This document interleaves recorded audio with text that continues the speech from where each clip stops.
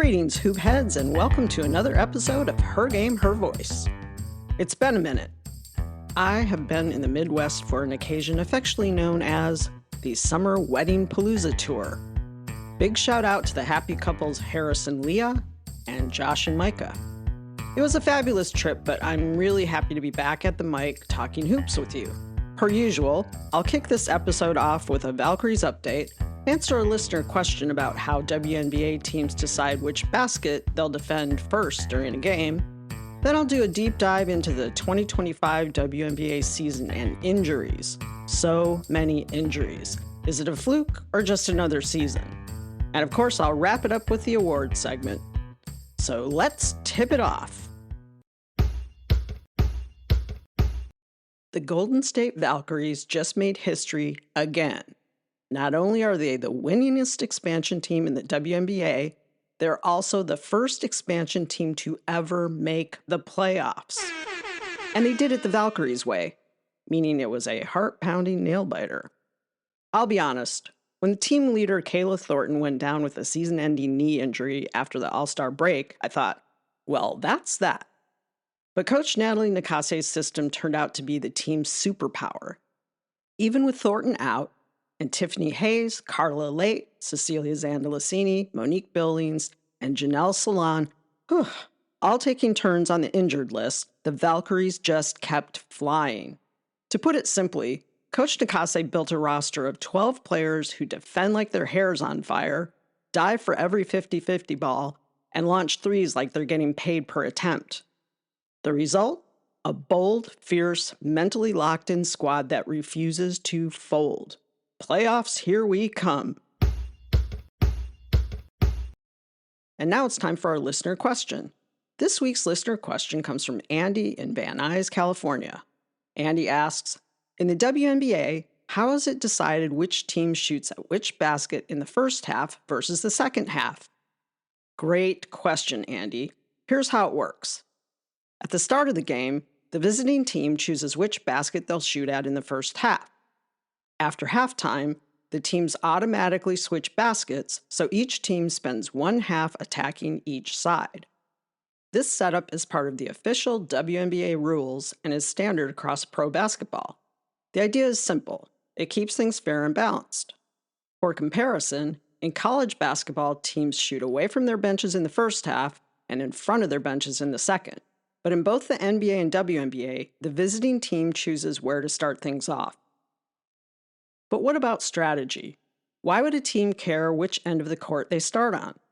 Well, if you're the visiting team, there's actually research, and you know how I love research, showing that the smart move is to pick your first half basket so that after the halftime switch, your offense is right in front of your bench.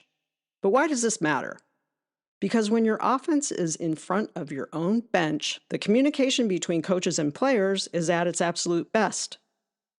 Picture this. It's the fourth quarter, the game's tight, and every possession counts. If players can hear their coaches calling out plays, adjustments, or matchups in real time, that can be the difference between pulling out a win and going home with a big L on your forehead. So yes, something as simple as choosing a basket can turn into a real strategic edge. That's a wrap on this week's listener question. Do you have one for me? Send it to hergamehervoice@gmail.com.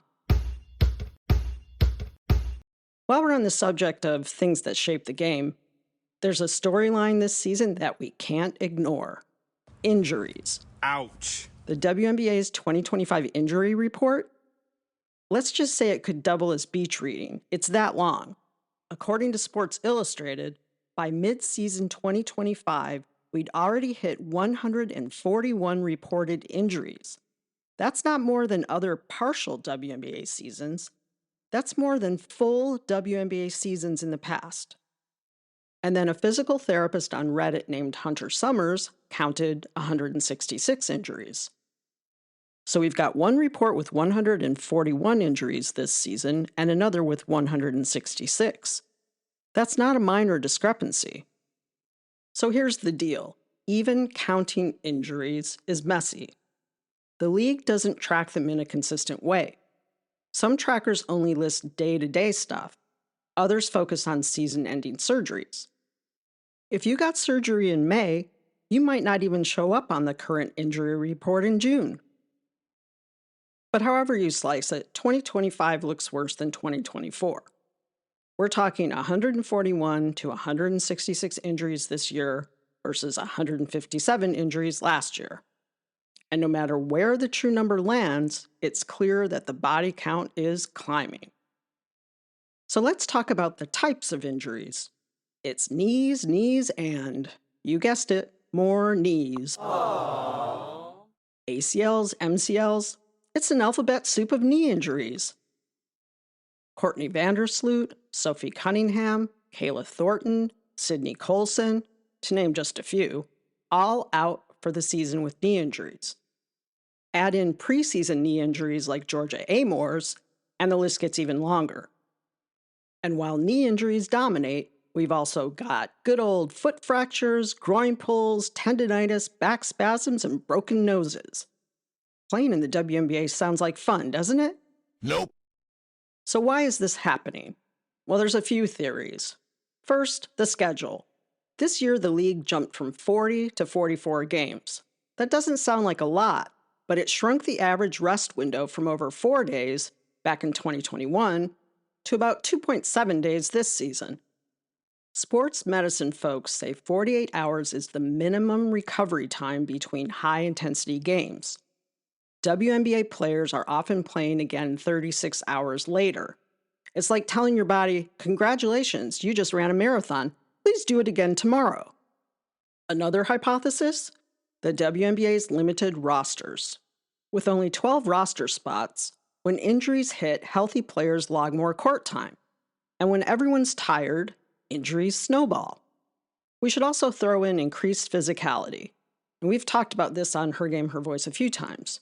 Coaches and sports writers keep noting that the league has gotten rougher and that the officiating needs to get a better handle on the game to prevent injuries. Increased physicality is great for TV drama, not great for knees. And there's travel. Yes, charter flights help, but if you're still playing 4 games in 6 nights, a private jet is basically just a comfier way to limp to your next game. And finally, when it comes to injuries to female athletes, there's something that people don't always talk about. The menstrual cycle. Some research suggests, yes, I love my research, that injury risk, especially ligament tears, may rise when Aunt Flo comes to visit. Seriously, in certain phases, like right before ovulation, when estrogen peaks, a female athlete's risk of injury increases. Other studies suggest fatigue and cramping during Aunt Flo's visit may increase minor injury risk, but the evidence is mixed. Translation: it's complicated, but it's real enough that many elite programs track athletes' cycles to manage workload and lower risk. Based on what we know, what could help reduce the number of injuries in a WNBA season? Here are a few ideas. More rest days. This is an obvious one. Fewer games crammed into fewer days. Roster expansion. And this is something that the WNBA Players Association is fighting for.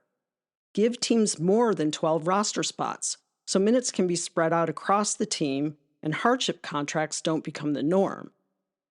And how about smarter scheduling? Why not limit those brutal 3 games in 5 days stretches? And finally, better injury reporting would be nice. It's hard to get a handle on the overall scope of players' injuries when the numbers change depending on who's counting. The bottom line? If the league isn't careful, the real winner of the WNBA's 2025 season won't be the finals champion, it'll be the orthopedic surgeons. Let's move on to something a little brighter now, the awards section of this episode. First up, we have the Buzzer Beater Award. This week's Buzzer Beater Award goes to Golden State Valkyries guard Veronica Burton for being named the WNBA's most improved player for the 2025 season. Burton was the only Valkyrie player to start all 44 games and served as the team's primary playmaker and go-to scorer. This year, she averaged career highs in points, assists, rebounds, and steals per game. And Burton is the only player in the league this season with 3 games of 10 or more assists and 0 turnovers. Yep, that's right, 0 turnovers. Burton started the league in 2022, playing 2 years with the Dallas Wings. After Dallas cut her in 2024, she was picked up by the Connecticut Sun and became a bench player for them.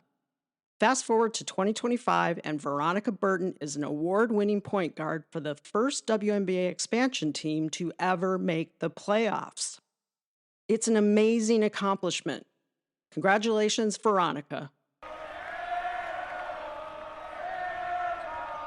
This week's Airball award goes to the poor use of graphics during WNBA game broadcasts. Schmoopy and I have noticed that sometimes ESPN or other networks cut away from key plays to show us some WNBA-related graphic that the announcers are way too excited about. And half the time the graphics aren't even in context. It's like you're watching a murder mystery, and right when the killer is going to be revealed, the screen cuts to a pie chart about America's favorite snack foods. I don't want to see the graphic you're so incredibly excited about. I want to see the game. And that's why the Airball Award goes to the poor use of graphics during WNBA game broadcasts. And now it's time for the Flagrant Foul Award. This one goes to the Atlanta Dream, not for fouling on the stat sheet, but for the design of their home court. The Dream rolled out a new, first-of-its-kind, black court for the 2025 season. I get the intention. Bold, memorable, an admirable goal. But the dark, glossy surface makes it hard to track players in the ball. At times, I literally cannot tell whether someone in a dark uniform is a player or a reflection. Other times, the overhead lights create a glare, and I'm like, seriously, who is actually on the court right now? That court is a huge user experience fail. As someone who used to test prototypes and run user experience research for a living, the little researcher inside my head keeps asking, did anybody test this design before they made it so? Like maybe create a small prototype of the new court design. Get a few players in real jerseys, some dark, some light, have them run around on the court. Make sure the arena lights are on. Now shoot some video and review it. If they'd done this, they might have caught the player versus reflection problem before committing to the horrible full court design. Maybe there's a reason that no other professional basketball team has ever had a black basketball court. Duh.